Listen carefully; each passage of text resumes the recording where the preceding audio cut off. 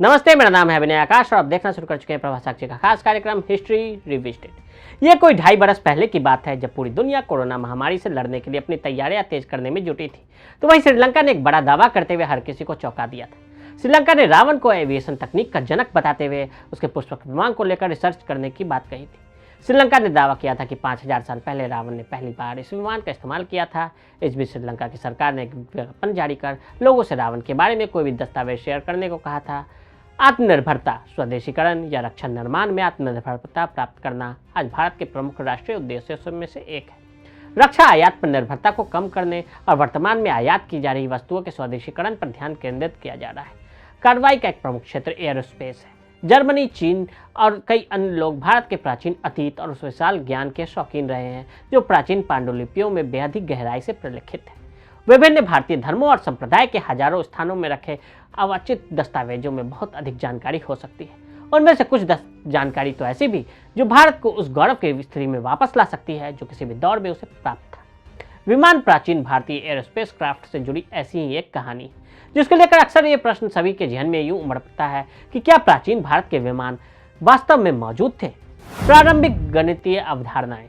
माना जाता है कि भारत ने दुनिया को गणित के सबसे प्रमुख अवधारणाएं कुछ तो 1200 ईसा पूर्व तक की दी है। आर्यभट्ट, ब्रह्मगुप्त और भास्कर 400 से 1200 ईस्वी के काल के प्रसिद्ध गणितज्ञ थे। शून्य की अवधारणा, दशमलव प्रणाली, ऋणात्मक संख्या, अंकगणित और बीजगणित विश्व को दिए भारतीय अमूल धरोहरों में से ही कुछ है।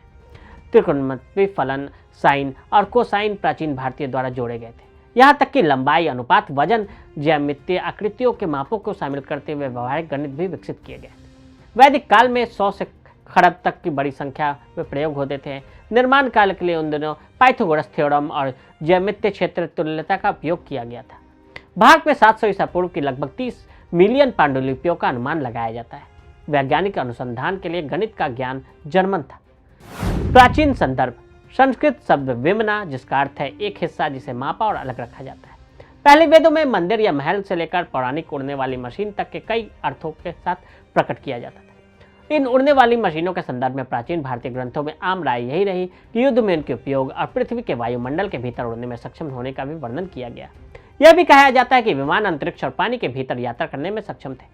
सूर्य और इंद्र और कई अन्य वैदिक देवताओं को जानवरों, आमतौर पर घोड़ों द्वारा खींचे जाने वाले पहियों वाले रथों द्वारा ले जाया जाता था, लेकिन इन अन्य अग्निहोत्र विमानों, इंजनों और गज विमना हाथी द्वारा संचालित होता था। ऋग्वेद भी यांत्रिक पक्षियों की बात करते हैं।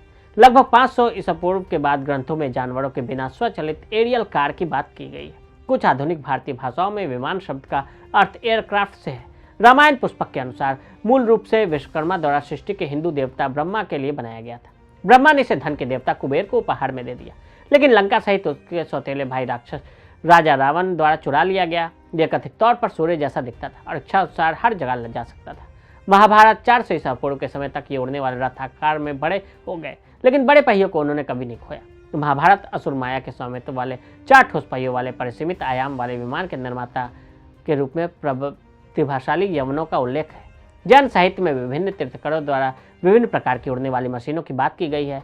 जयंत विमान की यात्रा करने वाले चौथे तीर्थंकर से शुरू होकर एक महान विमान पुष्प उत्तर के उभरने वाले बहुत प्रसिद्ध 24वें तीर्थंकर महावीर तक जाते हैं। हाल के शोध। मैसूर में international academy of Sanskrit research के पूर्व निदेशक GR जोशियर ने दावा किया कि अकादमी ने हजारों साल पहले प्राचीन ऋषियों द्वारा संकलित पांडुलिपियों को एकत्र किया। एक पांडुलिपि एरोनॉटिक्स, नागरिक उड्डयन और युद्ध के लिए विभिन्न प्रकार के विमानों के निर्माण से संबंधित है। हेलीकॉप्टर प्रकार के कार्गो विमान के डिजाइन और ड्राइंग, विशेष रूप से ज्वलनशील गोला बारूद ले जाने के लिए और 400 से 500 लोगों को ले जाने के वाले डबल और ट्रिपल डेक वाले यात्री विमान को कथित तौर पर दर्ज किया गया। 20वीं शताब्दी की शुरुआत में अनुवादित मनिका शास्त्र में हवाई जहाज, पायलट, हवाई मार्गों की परिभाषाएं शामिल है और विमानों का बहुत विस्तार से वर्णन किया गया है। 1991 में डेविड डेचर चाइल्ड्रेस की एक पुस्तक प्राचीन भारत और अटलांटिस के विमान में हवाई जहाज के निर्माण के रहस्य को शामिल किया गया था, जो कि आग से भी नहीं टूटता और नष्ट भी नहीं हो सकता था। आधुनिक अवतार से जुड़ा। विमानों को एक प्रकार के हैंगर विमानगृह में रखा जाता था और कभी कभी इसका उपयोग किया जाता था। शायद विमानों के पास कई अलग अलग प्रणोदन स्रोत थे, जिसके धन इंजन और यहाँ तक कि पल्स जेट इंजन भी शामिल थे।